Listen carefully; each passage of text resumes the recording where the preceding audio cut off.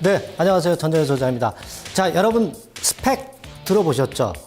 두 가지가 있죠. 뭐 대학생들이 취업할 때 이제 쌓는 스펙이 있죠. 그 스펙은 SPEC의 스펙입니다. 그러니까 사양, 설명서, 대학생들의 그간에 쌓은 것, 이런 것들을 나타내 주는 게 이제 SPEC고요. 오늘 말씀드릴 이 SPAC, 스펙, 이것하고는 좀 틀립니다. 그래서 오늘은 SPAC에 대해서 이제 알아볼 거고요. 스펙의 스펙을 알아보는 그런 시간을 가져보도록 하겠습니다. 어렵지 않습니다. 네, 쉽습니다. 이 부분 한번 체킹을 해보겠습니다. 자, 스펙의 개념이 뭐냐? 간단합니다. 여러분들 그 기업 인수를 위한 회사라고 이제 보셔야 되겠고요. 페이퍼 컴퍼니를 설립을 해서 다른 그 투자금을 모아서 상장한 다음에 이를 바탕으로 비상장 기업에 투자를 하는 거예요. 그러니까 비상장 기업이 상장을 하려면은 공모를 통해서 정식으로 이제 상장하는 그런 방법이 있고, 이것은 말하자면 이제 우회 상장이라고 봐야 되는데요. 아무런 기업이나 이런 제도를 통해서 들어오는 것이 아니라 우량한 비상장 기업이라는데 키포인트를 좀 맞춰보셔야 될 거고요. 그리고 페이퍼 컴퍼니라는 것을 생각하셔야 됩니다. 페이퍼 컴퍼니라고 하는 것은 경영진하고 자본금이 있으면 설립을 할 수가 있는 거예요. 서류상의 회사다. 이렇게 간단히 생각하시면 되지 않겠나, 그렇게 좀 보고요. 자, 그림을 통해서 한번 보면은 보다 명확하실 겁니다. 스폰서나 투자자로부터 자금을 모아서 스펙이라는 페이퍼 컴퍼니는요, 인수 대상 기업에 인수를 하죠. 네, 인수를 해서 인수 기업으로서는 우회 상장 효과가 있고, 이것을 일목요연하게 보여준 것이 바로 이 그림입니다. 그러니까 이 스펙은 합병이 진행되기 이전까지는 페이퍼 컴퍼니가 되는 거예요. 그렇죠? 네, 그리고 합병이 진행되면서 합병이 되면서 페이퍼 컴퍼니를 벗어나는 거죠. 네, 그런 식으로 좀 이해를 하시면 되겠고요. 1단계적으로 초기에는 되게 이제 주가 움직임이 제한적이겠죠. 합병되기 이전에는. 그러다가 합병권이라든가 이런 이슈가 나오면 그때서 비로소 주가가 움직이기 시작하는 겁니다. 그래서 초기에는 되게 공모가 근처에서 움직이는 그런 경향이 대부분이고요. 되게 이제 경영진의 능력이나 과거 M&A 수행 이력, 이런 것들에 의해서 주가가 오르고 내리고 하는 그런 패턴을 보이는 것이 바로 스펙이다. 이렇게 이해하시면 되겠고요. 스펙의 한번 성격을 한번 보면은요, 되게 이런 식이죠. 네, 공모, 주식회사, 공모자금 사용하고 기업 인수, 지분 장래 매각, 뭐 이런 식으로 일단 개념을 우리가 잡고 들어가면은 쉽습니다. 네, 이런 개념 하에 스펙의 한번 장단점을 우리가 한번 알아보자 말이에요. 왜 스펙이 필요할까? 기업은 공모해가지고 상장이 되면 되는데 구태여 왜 이런 수단을 쓰느냐? 기업이 자금이 좀 모자라는 경우가 있죠. 네, 그리고 주식시장이 별로 좋지 않아서 상장이 좀 용이치 않을 때, 그리고 빠르게 상장하려고 할 때 이러한 우회 상장을, 스펙을 이용을 하는 겁니다. 또 주식 투자자 입장에서는 거기에 따른 투자 수익이라는 효용이 있죠. 그러하기 때문에 주식 투자자 입장에서 플러스 요인이 있고, 우회 상장이 되고 우량 기업만 하니까 이제 건전화된단 말이에요.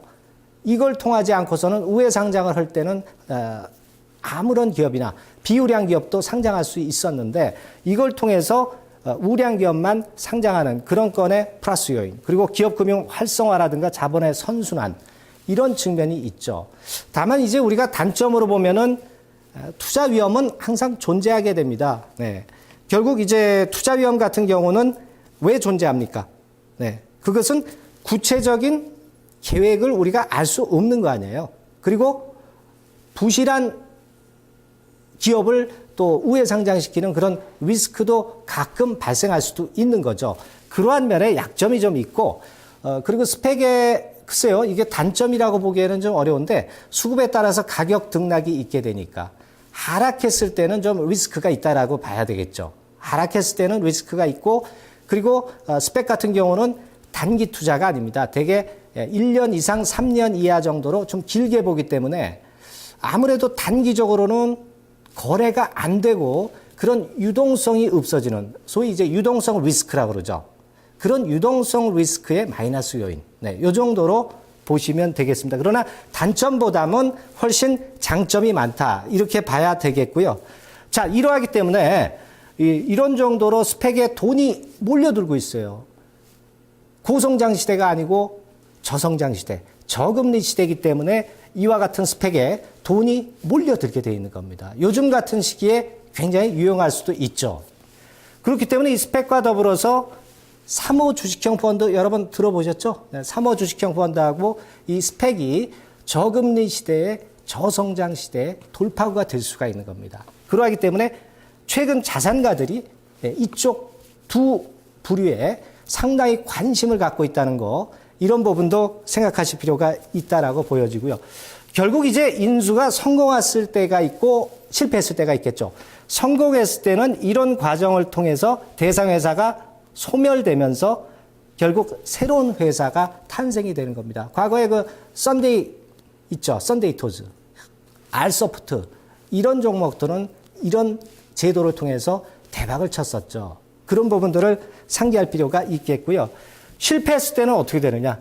결국 신탁 계정에서 예치 금액을 투자자에게 반환하게 돼 있어요. 이 신탁 금리가 대개 한 연 2.5% 정도 금리입니다. 그러니까 실패했다고 해서 원본을 절대 다 상실하는 게 아니고요. 대개 원금 수준 정도는 받습니다. 다만 공모 참여하신 분들은 원본 정도를 건지지만 중간에 주가 높을 때 들어간 중간에 참여하신 분은 손실을 크게 볼 수도 있다는 거죠. 네. 그게 바로 중요한 차이점이라고 볼 수가 있어요. 예. 자, 그렇게 보실 필요가 있겠고요. 결국 이제 기업 인수 목적 회사 스펙의 투자 구조는 이런 류의 표를 가지고 보시면 일목요연하게 정리가 된다라고 볼 수가 있고요. 절대 어려운 거 아닙니다. 네, 쉽습니다. 예. 근데 이게 PEF하고 조금은 이제 차이가 져요. 예, PEF는 여러분 많이 건설사 쪽에서 이제 많이 들어보셨죠. PEF 같은 경우는 사실 우량한 쪽이 아니에요. 네, 비우량한 쪽 기업을 결국 살려주는 차원에서 구조 조정을 통해서 장외에서 파는 게 PEF고, 스펙은 제가 설명을 드렸었고요. 예. 미국의 경우에는 대개 보면은 성공한 게 이 정도, 91개, 실패한 게 이 정도죠. 근데 우리나라는 조금 더 실패 사례가 조금 많다고 보실 필요가 있습니다. 이따 말씀드리겠고요. 그래서 요즘 나온 스펙은 이런 것들이 많죠. 예, 이런 것들이 이렇게 많아요. 많은데 왜 이렇게 많아졌느냐? 올해까지 지정감사인 제도 폐지되지만 내년부터는 지정감사인 제도가 부활합니다. 그렇기 때문에 올해까지 빨리 하자 이거예요. 그래서 요즘 본분을 이루고 있는 스펙은 바로 그런 이유다. 그렇게 보셔야 되겠고요. 가장 중요한 겁니다. 스펙 투자 시에 여러분들이 꼭 검토하셔야 될 거. 그 부분은 뭐냐? 지난 8월까지 26개 스펙 중 10개만 성공했어요. 확률이 40%밖에 안 되죠. 이 부분을 생각하셔야 돼요. 그리고 경영진과 발견의 능력 철저히 체크하고 공모가 대비 근접한 10 내지 20% 수준에서 접근하시는 것이 포인트입니다. 예, 높을 때 투자하는 게 절대 아니에요. 주가 과도 상승 시에는 합병 성공 가능성이 높기 때문에 너무 크게 상승한 스펙은 여러분들이 좀 관심권에서 멀게 두시는 게 좋겠고요. 공모 참여 투자자는 원금 손실 가능성이 거의 없지만 제가 말씀드렸죠. 중간 매매 들어가신 분들은 손실이 커질 수 있다는 거. 그렇죠? 네, 그 부분하고요. 아까 말씀드렸지만 단기 투자보다는 중장기 투자에 메리트가 있는 것이 바로 스펙이다. 우리는 스펙 투자할 때 스펙을 분명히 아셔야 되겠고요. 어려운 시장에서 빛을 발할 수 있는 것이 스펙이다. 아시겠죠? 오늘 제가 말씀드린 거 잘 응용하셔서 조기의 성과 거두시기 바랍니다. 네, 다음 시간에 뵙겠습니다.